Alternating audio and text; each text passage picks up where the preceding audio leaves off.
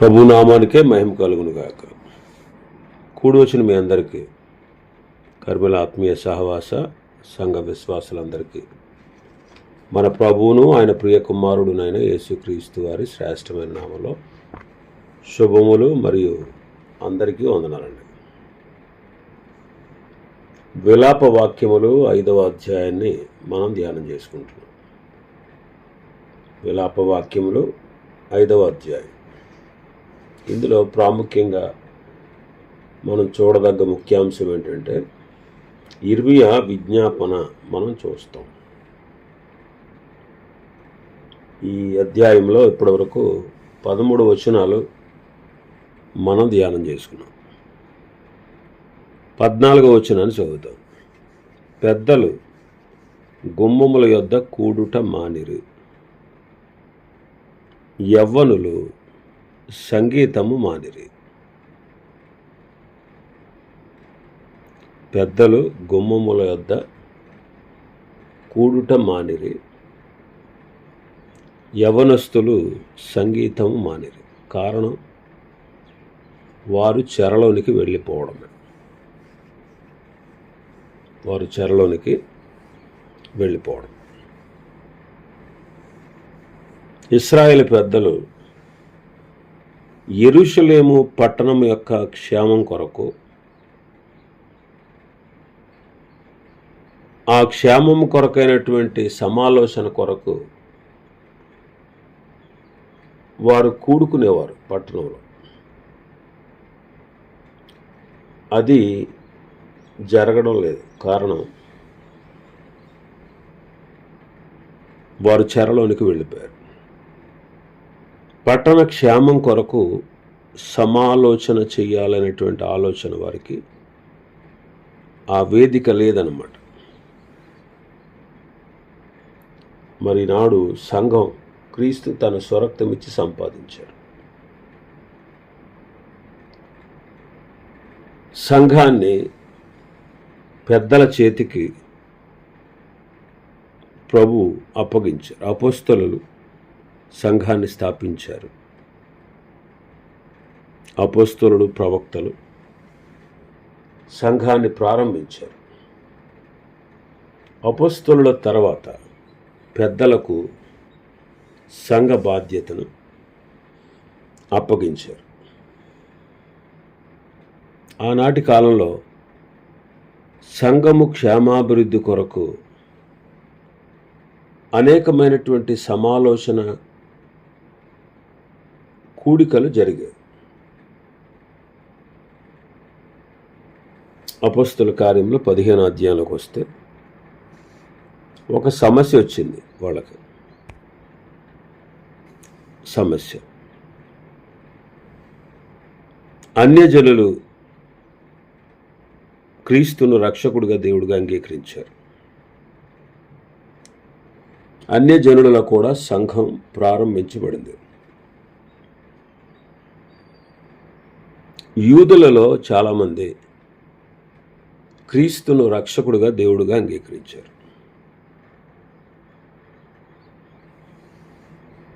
అయితే యూదులు, యోదయ నుంచి వచ్చినటువంటి వారు యూదులు మోషే నియమించిన ఆచారం చొప్పున సున్నతి పొందితేనే కానీ రక్షణ పొందలేరు అని సహోదరులకి బోధించారు.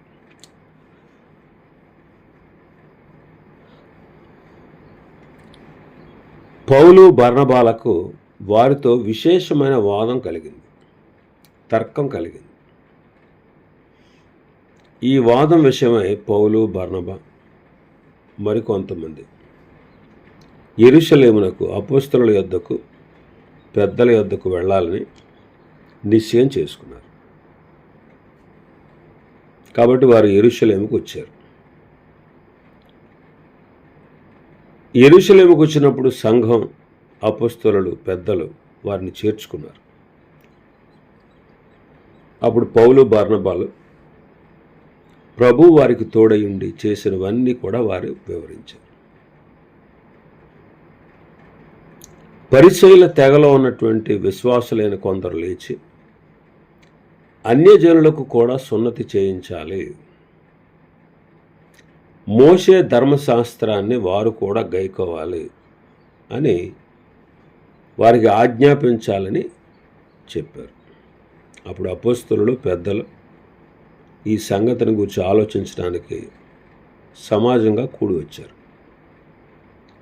చాలా తర్క వితర్కాలు జరిగిన తర్వాత మొదటిగా పేతురు వారితో మాట్లాడాడు.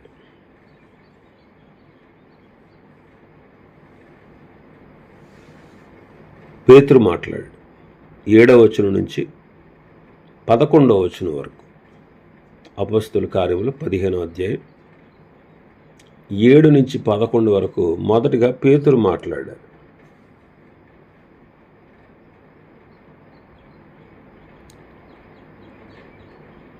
ఆరంభమందు అన్యజనులు నేను చెప్పిన సువార్త వాక్యాన్ని విని విశ్వసించులాగున మీలో నన్ను దేవుడు ఏర్పాటు చేసుకున్నాడు.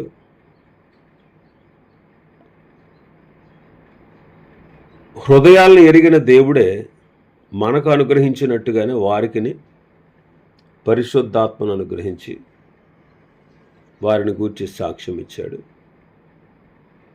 వారి హృదయాలు విశ్వాసం వలన పవిత్రపరచబడి వారిని పవిత్రపరిచి మనకి వారికి ఏ భేదము ఆయన కనుపరచలేదు. కాబట్టి మన పితరులైన మనమైన మోయలేనటువంటి ఈ కాడి శిష్యుల మెడ మీద పెట్టి మీరెందుకు దేవుని శోధిస్తున్నారో, ప్రభు అయిన యేసుక్రీస్తునందలి కృపచేత మాత్రమే మనం రక్షణ పొందుతాం కదా, అదే మనం నమ్ముతున్నాం కదా, అలాగే వారు కూడా విశ్వాసం ద్వారా రక్షణ పొందుతారు అన్నాడు. ఆ తర్వాత బర్నబా, పౌలు మాట్లాడారు 12వ వచనంలో. అంతటా సమూహం అంతయు ఊరకుండి బర్నబా, పౌలు తమ ద్వారా దేవుడు అన్యజనులలో చేసిన సూచక్రియలను, అద్భుతములను వివరించగా వారు ఆలకించారు. ఆ తర్వాత 13వ వచనం నుంచి 21వ వచనం వరకు యాకోబు గారు మాట్లాడారు. సహోదరులారా, నా మాట ఆలకించండి. అన్యజనుల్లోంచి దేవుడు తన నామం కొరకు ఒక జనాన్ని ఏర్పాటు చేసుకోవడానికి వారిని ఎలాగూ దేవుడు కటాక్షించాడో ప్రవక్త అయిన షిమియోను వివరించాడు కదా.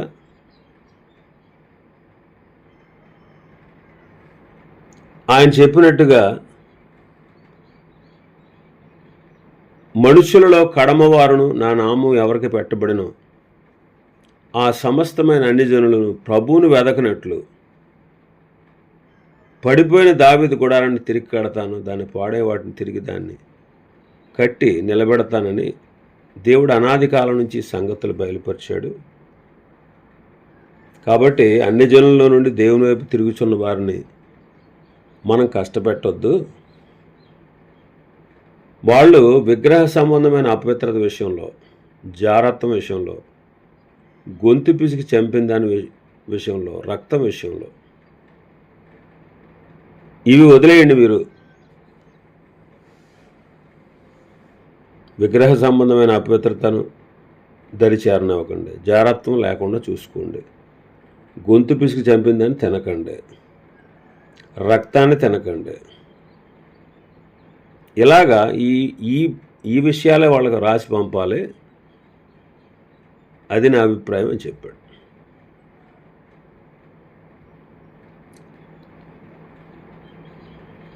ఆ తర్వాత అపోస్తలులు, పెద్దలు ఈ చెప్పబడినటువంటి ఈ విషయంలో వారికి సమాలోచన కలిగింది. ఏకాభిప్రాయంగా వారు దాన్ని అంగీకరించారు. 22వ వచనం చూస్తే, అప్పుడు సహోదరులలో ముఖ్యులైన బర్సబ్బా అను మారు పేరు గల యోధాను, శీలను తమలో ఏర్పరచుకుని పౌలుతోనూ బర్నబాతోనూ అంతియోకు పంపుట యుక్తమని అపోస్తలులకు, పెద్దలకు, సంఘమంతటికి తోసిను. వారు ఒక పత్రిక రాసి వారి చేత పంపించారు, అన్యజనులకు అన్నమాట. ఇలాగ వాళ్ళకి ఏకాభిప్రాయం తోచింది. అందరికీ ఏకాభిప్రాయం కలిగింది. ఈ పెద్దల కూడిక సంఘ క్షేమార్థమై తప్పక ఉండాలి. పెద్దలు సమావేశమై కూడుకున్నప్పుడు వారు ఏకాభిప్రాయానికి రావాలి. ఒకరి తర్వాత ఒకరు మాట్లాడాలి. కాబట్టి ఇలాంటి మాదిరికరమైనటువంటి పెద్దల కూడిక మనకు అవసరం. అలాగ మనం కూడా అనుసరిద్దాం.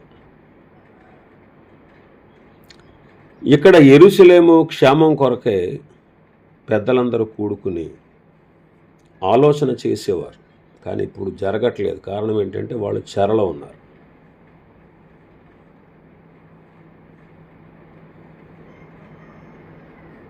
కాబట్టి ఆ విషయంలో శ్రద్ధ వహించాలి. ఇంకా మనం చూస్తే 14వ వచనంలోని మన భాగంలో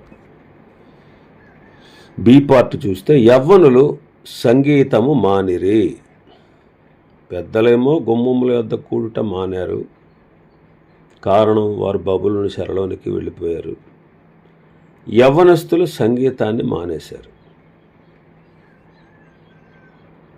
యవ్వనస్తులు సంగీతాన్ని మానేశారు. ఎఫెసీ పత్రిక 5వ అధ్యాయం 15-16 వచనాలు. దినములు చెడ్డవి గనుక మీరు సమయమును పోనీయక సద్వినియోగం చేసుకొనుచు అజ్ఞానుల వలె కాకుండా జ్ఞానుల వలె నడుచుకున్నట్లు జాగ్రత్తగా చూసుకోండి. కొలస్సీ పత్రిక 3వ అధ్యాయం 16వ వచనం. సంగీతములతోనూ కీర్తనలతోనూ ఆత్మ సంబంధమైన పద్యములతోనూ ఒకనికి ఒకడు బోధించుచు బుద్ధి చెప్పుచు కృపాసహితముగా మీ హృదయములలో దేవుని గూర్చి గానము చేయుచు సమస్త విధములైన జ్ఞానముతో క్రీస్తు వాక్యము మీలో సమృద్ధిగా నివసింపనీయుడి. సంగీతములతోనూ కీర్తనలతోనూ ఆత్మ సంబంధమైన పద్యములతోనూ ఒకనినొకడు బోధించుచు బుద్ధి చెప్పుచు కృపాసహితముగా మీ హృదయములలో దేవుని గూర్చి గానము చేయుచు సమస్త విధమైన జ్ఞానముతో క్రీస్తు వాక్యము సమృద్ధిగా మీలో నివసింపని. సంగీతములతో కీర్తనలతో ఒకరినొకడు బుద్ధి చెప్పుకొనుచు బోధించుచు అంటున్నాడు. కాబట్టి ఈ సంగీతము ద్వారా కూడా మనం బోధ బుద్ధి నేర్చుకోవడం, క్రీస్తును గూర్చినటువంటి జ్ఞానాన్ని కలిగి ఉండడం, ఇది యవనస్తులకు మరింత సహాయం అన్నమాట. ఆనాటి యోధా యవనస్తులలో సంగీతం లేదు. సమాజం అంతా కూడా ఎంతో నష్టపడింది. కాబట్టి సంఘమందల యవ్వనస్తులు ప్రభువును సంకీర్తన చెయ్యాలి. ప్రభువును సంకీర్తన చేయాలి. 19వ వచనంలో అంటాడు ఎఫెసీ 5:19, ఒకరినొకడు కీర్తనలతోనూ సంగీతములతోనూ ఆత్మ సంబంధమైన పాటలతోనూ హెచ్చరించాలి. మీ హృదయంలో ప్రభువును గూర్చి పాడాలి, ఆయన కీర్తించాలి, ఎల్లప్పుడూ ఆయనకు కృతజ్ఞతాస్తుతులు చెల్లించాలి. తిమోతి 2వ పత్రిక 2వ అధ్యాయం 21వ వచనం, ఎవడైనను వీటిలో చేరక తన్ను తాను పవిత్రపరచుకున్న ఎడల వాడు పరిశుద్ధపరచబడి యజమానుడు వాడుకున్నట్టుకు అర్హమైన ప్రతి సత్కార్యములకు సిద్ధపరచబడి ఘనత విషయమైన పాత్ర అయ్యుండును.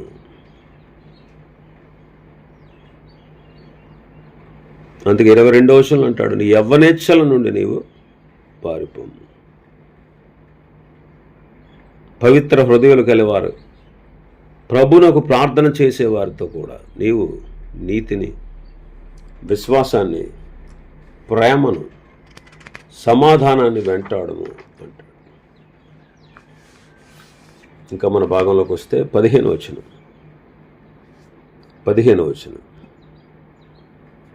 సంతోషము మా హృదయమును విడిచిపోయాను, నాట్యము దుఃఖముగా మార్చబడి ఉన్నది. సంతోషము మా హృదయాన్ని విడిచిపోయింది, నాట్యము దుఃఖముగా మార్చబడి ఉన్నది. క్రైస్తవ సంఘం క్రీస్తునందలి సంతోషము అన్ని సమయాల్లో, అన్ని సందర్భాల్లో మన హృదయంలో ఉండాలి. అందుకే ఫిలిప్పీలకు రాసిన పత్రిక 4వ అధ్యాయం 4వ వచనంలో పౌలు గారు అంటాడు, ఎల్లప్పుడూ ప్రభునందు ఆనందించుడి, మరలా చెప్పుదును ఆనందించుడి అంటారు. పేతురు గారు అంటారు తన మొదటి పత్రిక 1వ అధ్యాయం 9వ వచనంలో, మీరు ఆయనను చూడకపోయినను ఆయన ప్రేమించుచున్నారు, ఇప్పుడు ఆయన మీరు కనులారా చూడకే విశ్వసించుచు మీ విశ్వాసమునకు ఫలము అనగా ఆత్మరక్షణ పొందుచు చెప్పన సఖ్యమును మహిమాయుక్తమైన సంతోషం గలవారు ఆనందిస్తున్నారు అంటారు. క్రైస్తవ జీవితంలో సంతోషము మరియు ఆనందం అది చెప్పన సఖ్యము. ఇలాంటి సంతోషం, ఆనందం ఎల్లప్పుడూ ఉండడానికి మనం ఏం చేయాలంటే ప్రభువుని ప్రేమించాలి, ఆయన యందు విశ్వాసం ఉంచాలి, విశ్వాసము ద్వారా ఆత్మరక్షణ పొందాలి. అప్పుడు చెప్పన సఖ్యము, మహిమాయుక్తమైన ఆనందము, సంతోషము నిత్యము మనలో ఉండగలదు. కాబట్టి ప్రభువుని ప్రేమించాలి, ఆయన యందు విశ్వాసం ఉంచాలి, ఆత్మరక్షణ పొందాలి, నిత్య సంతోషము మన సొంతం చేసుకోవాలి. కాబట్టి ప్రభువుని ప్రేమిస్తున్నామా, ఆ విషయాన్ని మనం గుర్తించాలి. ఇంకా మన భాగంలోకి వస్తే 16వ వచనం, మా తల మీద నుండి కిరీటము పడిపోయాను, మేము పాపము చేసి ఉన్నాము, మాకు శ్రమ అంటున్నాడు. మా తల మీద నుండి కిరీటము పడిపోయాను, మేము పాపం చేశాము, మాకు శ్రమ అంటాడు. ఇర్మీయా గ్రంథం 13:11 చదివితే, నాకు కీర్తి స్తోత్ర మహిమలు కలుగుటకై వారు నాకు జనముగా ఉండినట్లు నేను ఇశ్రాయేలు వంశస్థులను అందరినీ, యోధా వంశస్థులను అందరినీ నడికట్టు నరుని నడుమునకు అంటి ఉన్న రీతిగా నన్ను అంటి ఉండజేసి తిని, కానీ వారు నా మాటలు వినకపోయి ఉన్నారని యెహోవా సెలవిచ్చుచున్నాడు.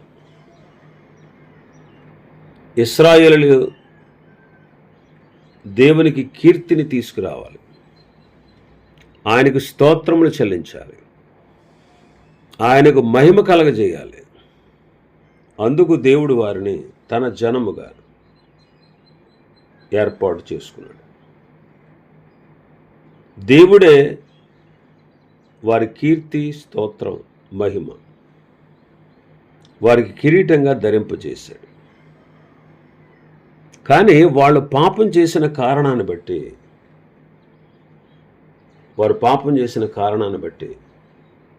వారి కిరీటము పడిపోయింది. అంటే వాళ్ళు ఉన్నత స్థానంలో ఉండాల్సిన వారు, ఒకప్పుడు సంస్థానాలన్నిటిలో రాజకుమార్తెగా ఉన్నటువంటి యెరూషలేము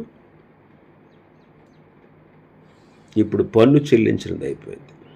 కారణం వారి పాపమే.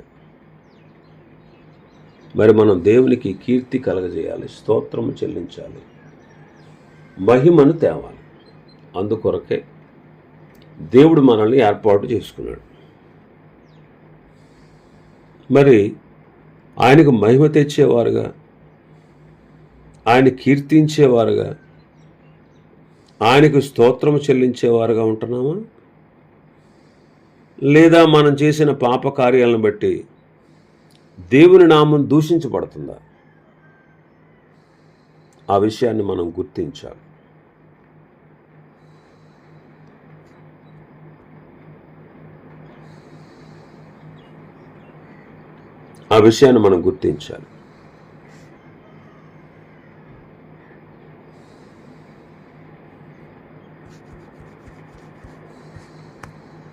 కొరింథీయులకు రాసిన 2వ పత్రిక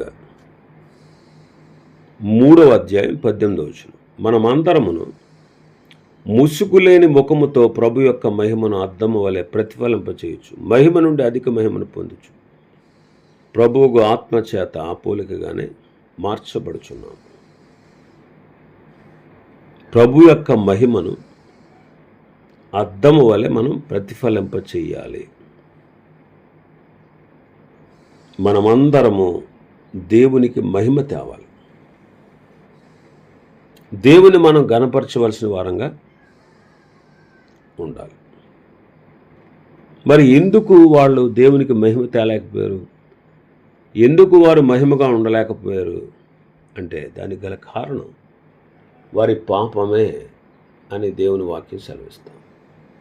అందుకే మేము పాపం చేసాం, అందుకే మా తలల మీద నుండి కిరీటం పడిపోయింది, అందుకే మేము శ్రమ పొందుతున్నాము అంటున్నారు. మాకు శ్రమ అందుకే అంటున్నారు. కాబట్టి గమనించండి, మనం దేవునికి మహిమ తేవలసిన వారు, దేవుణ్ణి ఘనపరచవలసిన వారు, దేవుణ్ణి కీర్తించవలసిన వారు. కానీ మనలో పాపం ఉంటే దేవునికి అపఖ్యాతి. అందుకే నన్ను బట్టియే నిన్ను బట్టియే అన్యజనులలో ప్రభువైన యేసుక్రీస్తు వారి యొక్క నామం దూషించబడతా ఉంది, మన పాపాలను బట్టియే. కాబట్టి మనం ఆయనకు మహిమ తెస్తున్నామా? ఆయనకు కీర్తి స్తోత్ర మహిమలు కలిగేటట్లుగా మనం ఈ లోకంలో జీవిస్తున్నామా లేదా అనే విషయాన్ని మనం జాగ్రత్తగా పరిశీలించి చూడవలసిన వారంగా ఉన్నాం. ఇంకా చాలా విషయాలు ఉన్నాయి. ప్రభు చిత్తమైతే రేపటి దినం మరికొన్ని విషయాలు మనం ధ్యానం చేసుకుందాం.